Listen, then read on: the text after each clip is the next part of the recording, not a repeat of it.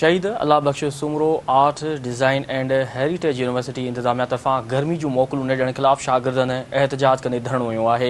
शागिर्दनि शागिर्दियाणियुनि क्लासनि जो बाइकॉट करण खां पोइ एहतजाज कंदे यूनिवर्सिटी जे मुख्य गेट अॻियां धरणो हुयो।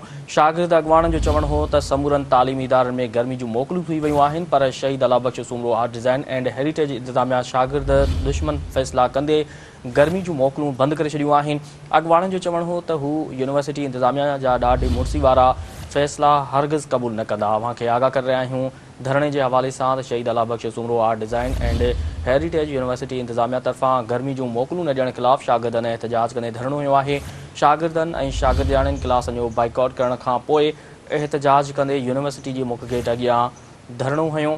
शागिर्द अॻवाननि जो चवणो हो त समूरनि तालीमी इदारनि में गर्मी जूं मोकलूं थी रहियूं आहिनि, पर Shaheed Allah Bakhsh Soomro art design and heritage इंतजामिया शागिर्द दुश्मन फ़ैसिला कंदे गर्मी जूं मोकलूं बंदि करे छॾियूं आहिनि। अॻवाननि जो चवणो त हू यूनिवर्सिटी इंतजामिया जा ॾाढ मुड़सी वारा फ़ैसिला हरगिज़ क़बूल न कंदा।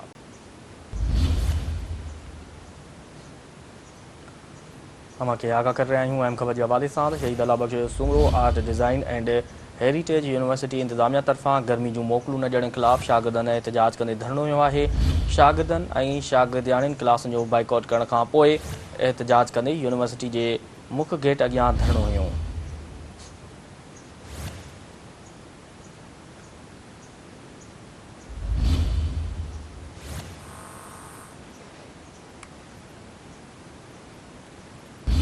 शहीद Allah Bakhsh Soomro art design and heritage university इंतजामिया तरफ़ां गर्मी जूं मोकलूं न ॾियण ख़िलाफ़ शागिर्दनि एहतजाज कंदे धरणो वियो आहे।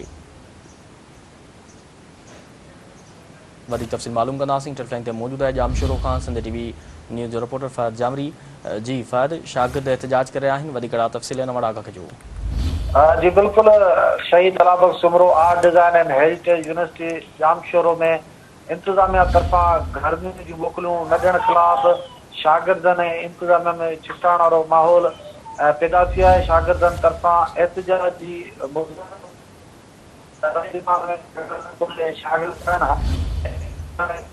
खणी क्लासनि जो बाइकॉट करण बैदि एहतजाज कंदे यूनिवर्सिटी जे मुख्य गेट ॾाढो धरणो हुयो। उन्हनि जो चवणो त इंतिज़ामी पॉलिसी जेका मुक़ररु कई वई आहे उहा कंहिं बि सूरत में क़बूल न आहे। सिंध जे समूरनि तालीमी इदारनि में गर्मियुनि जूं मोकलूं कयूं आहिनि, पर यूनिवर्सिटी में बि मोकलूं थी चुकियूं आहिनि। असांजी यूनिवर्सिटी बग़ैर इतलाह जे शागिर्द दुश्मन फ़ैसिला कंदे मोकलूं रद्द कयूं वियूं आहिनि। यूनिवर्सिटी तरफ़ां जारी कयो आहे त हाज़िर रहणु घुरिजे।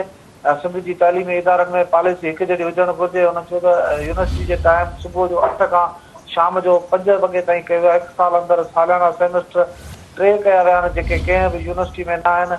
सेमेस्टरनि जी तयारी कीअं करे सघंदासीं? हुननि चयो त जेको टाइम सुबुह जो 8 खां 5 वॻे ताईं रखियो आहे उहो मुकमल तौर ते शागिर्दनि खे ज़हनी दॿाउ में मुब्तला कयो आहे।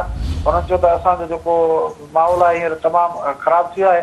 मोकलूं ख़तमु करे ऐं क्लास हलाए असांखां वाधू फीस वठी उहा रिकवरी करे रहिया आहिनि। शागिर्दनि जो चवणो त असांजी यूनिवर्सिटी इहे जेके ॾाढो मुड़सी वारा फ़ैसिला करे मढ़िया पिया आहिनि इहे हरगिज़ बि क़बूल न आहिनि।